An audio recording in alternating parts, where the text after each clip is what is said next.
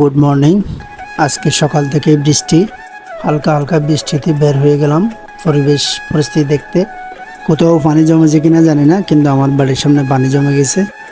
বাড়ির আঙ্গিনার ফুলগুলো অনেক দিন পর বৃষ্টির ছোঁয়া পাওয়ায় শতচ্ছেয়ে উঠেছে, দারুণ দেখাচ্ছে।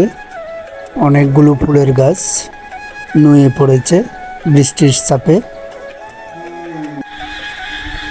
বৃষ্টি শুরু হতেই বিলের ধারে প্রচুর ব্যাঙের ডাক। অনেকে এখন আসবে পাহাড় থেকে ব্যাঙ সংগ্রহ করতে। কচি কচি ব্যাঙ, বাচ্চা বাচ্চা ব্যাঙ, রাতের আঁধারে হোক দিনের বেলায় হোক বস্তা নিয়ে চলে আসবে।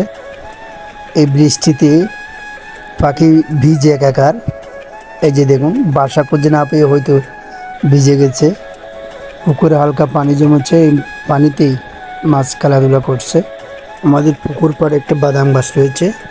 এই বাদাম গাছে 12 মাস বাদাম হয়।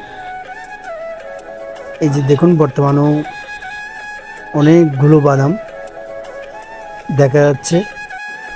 বাদাম তেমন একটা খাওয়া হয় না, ছোটরা পুকুর পাড়ে এসে চুরি করে নিয়ে যায়। অনেক সুন্দর দেখাচ্ছে বাদামগুলো।